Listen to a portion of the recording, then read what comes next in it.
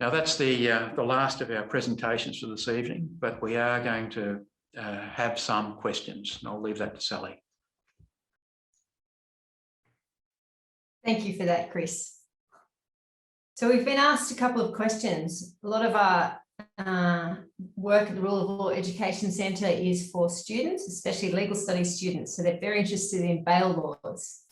So our first question will be to Mr. Bret Walker SC. And the question is, are bail laws inconsistent with the presumption of innocence?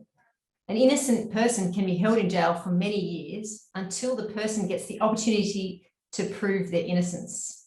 So the question is, are the bail laws inconsistent with the presumption of innocence? Well, no, unless you enjoy the idea of having criminal trials where the accused person doesn't bother to turn up. That's what bail laws are for. When you are arrested and charged, it is expected that there will be a trial if the prosecution is going to continue.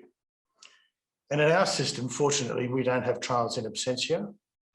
So you've got to have the accused present. That's a good idea. In order to have the accused present, they've got to turn up.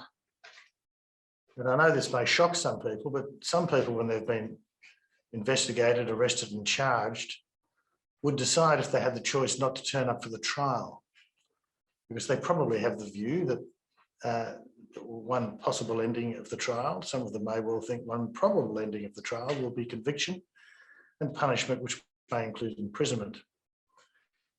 Now, I'm being a little facetious, but I'm labouring the point. The laws in question are not so much the bail laws as what I'll call the remand laws. Let me explain. Being remanded in custody is one of those very powerful, important powers of the state to detain someone, to imprison somebody before they have been convicted and sentenced to imprisonment. In these days, I can compare it, of course, to quarantine, where the state obviously has powers to detain people if necessary for quarantine purposes. And for hundreds, probably now going on for thousands of years, certainly in our system for hundreds of years, it's the expectation that in criminal justice, the accused person can be remanded in custody, that is held in custody pending trial, for fear that if they weren't in custody, they may interfere with witnesses, offend again, or simply flee, that is, escape so that they do not turn up for their trial. So the bail laws are actually a relief against remand, which might be regarded as the usual state of affairs.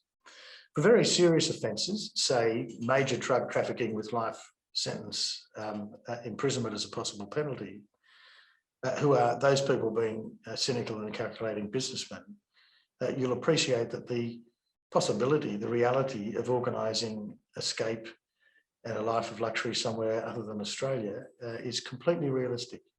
And so, of course, they're remanded in custody. Bail laws are a relief against that. And it's for those reasons that I think, if anything, bail laws should be seen as a rather small detail in the very important social project of ensuring that criminal law is dominated by the presumption of innocence. Where bail laws become most acute, where we should all be concerned, and where I hope our legislators are concerned, is delays in criminal courts. It is a terrible thing to look someone in the eyes who's just been acquitted and who has already spent more than a year imprisoned on remand. And so, once again, the solution is not in fiddling with the bail laws, but would rather be to ensure that trials are much quicker than they have been. In France, you know, to misquote Laurence Sterne, they organise these things differently. And it is still the case that mostly in France, if you have been remanded in custody and you are acquitted or eventually not prosecuted, you get some daily tariff. I don't think it's much more than a 3-star hotel rate for having been in custody. At least that demonstrates the notion that you've given up your liberty for a social good, namely ensuring that accused people attend their trials. So for those reasons, no, there's nothing fundamentally at odds between the bail laws and the presumption of innocence.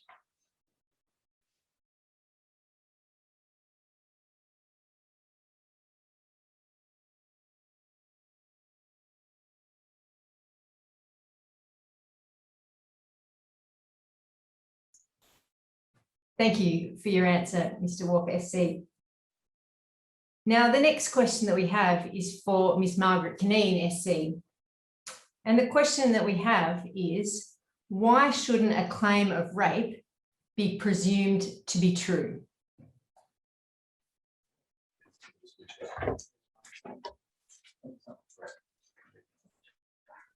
Ready to go?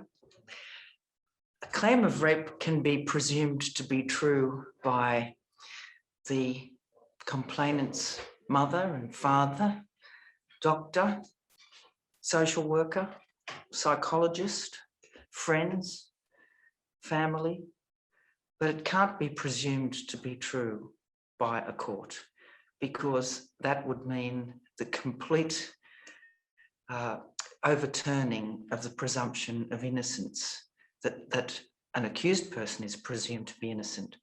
So by all means, be kind and trusting to those around you who say that they have been sexually assaulted. It can be presumed to be true in those fora, but it must not, no crime must be presumed to have happened in a criminal court.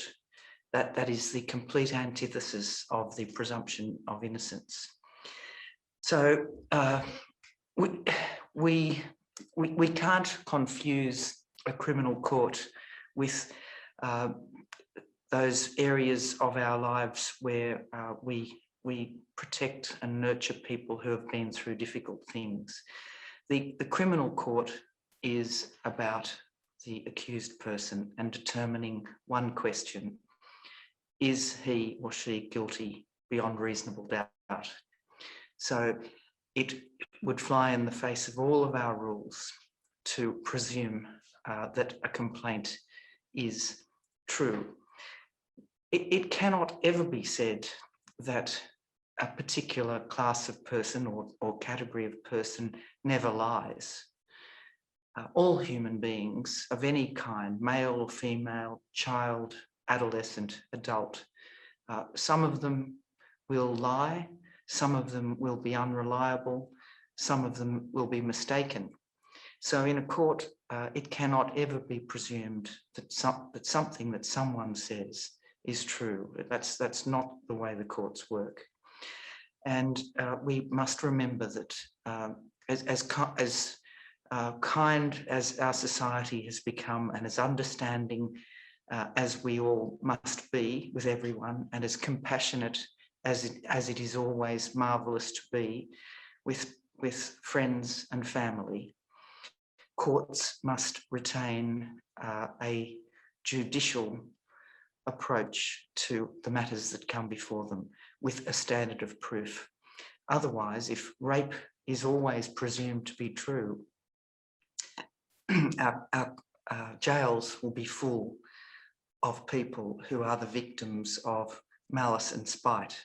If it gets around that a person, a woman, can make a complaint which will be presumed to be true in our courts, you can be sure that there will be many untruthful claims made, and that one might think that that's great until one thinks of one's own sons, fathers, brothers.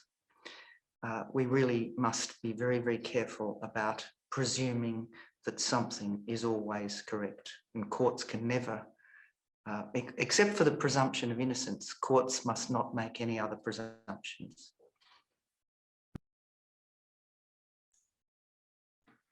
Thank you for that response. Our third question is for Mr. Merritt, and the question is this: is the media one of the problems with the presumption of innocence, that they're failing to make objective inquiries? And how, Chris, do we enforce this? Well, the answer is yes and no.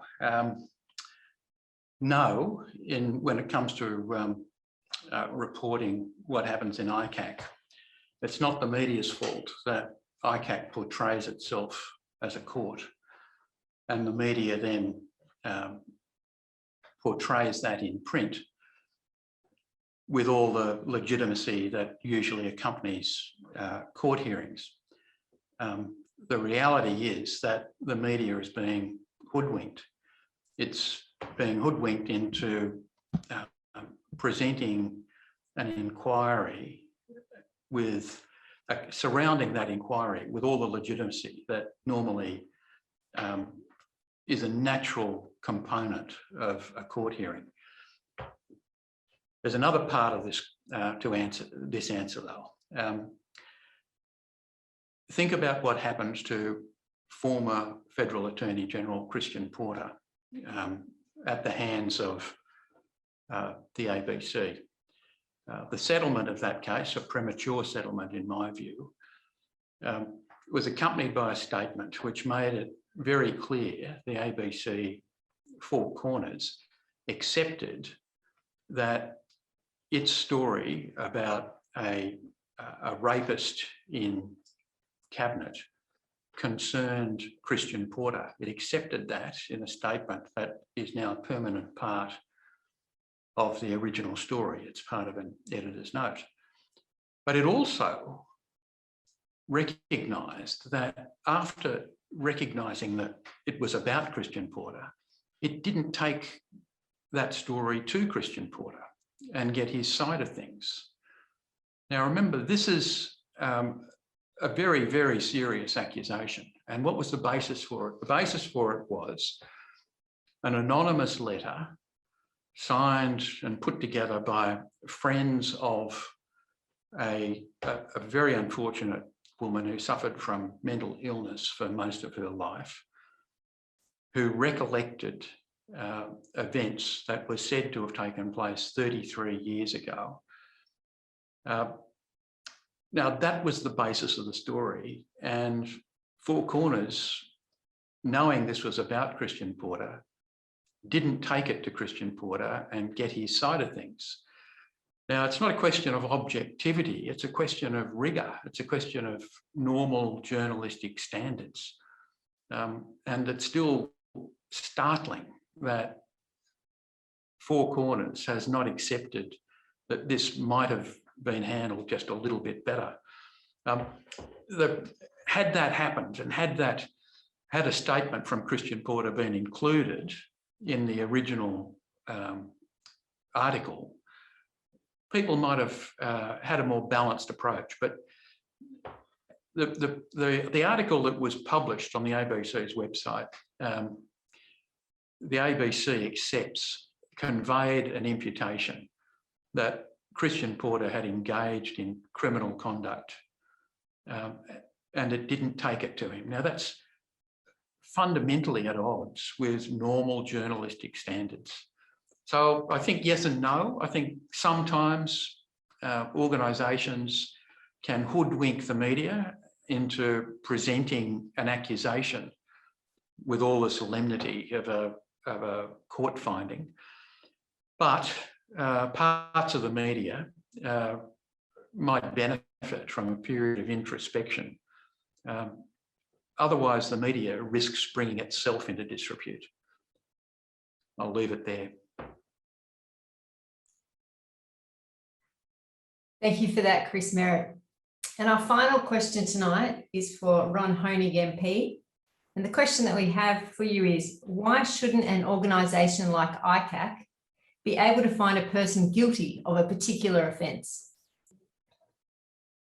Well, only the judiciary, the judicial arm of government under the doctrine of separation of powers can determine the guilt or otherwise of somebody charged with an offence. ICAC itself is a part of the executive branch. It is an investigator. It investigates allegations of corruption and acts on material from any source, not necessarily admissible evidence. And so it's not its role to do so. One of the criticisms and one of the ways in which is being looked at to see whether or not it would be more effective and less controversial is that if it confined itself to investigations and recommendations and didn't make pronouncements of corrupt conduct. Because I think, as Chris Merritt just says, it has all the features of a court. It has counsel standing up when the commissioner comes in, has counsel bowing, acts like a court, but it is not a court. And despite the fact that Bruce McClintock twice and Murray Layson, together with Mr. McClintock, tried to stress in their report ways in which that they not appear to be like a court, they're being so portrayed and the public actually believe it to be the case. And that's one of the great concerns. People's reputations are being trashed, not because of it's occurring in a public court, but is it occurring in an investigative body that's part of the administrative branch.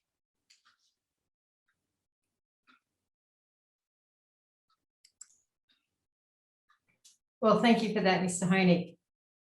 And thank you everyone for joining us tonight as we consider the critical role of the presumption of innocence in Australian society. We're hoping to upload this webinar to our website, so tell your friends and colleagues, as we need every Australian to work together to know and protect this critical human right. Thank you again.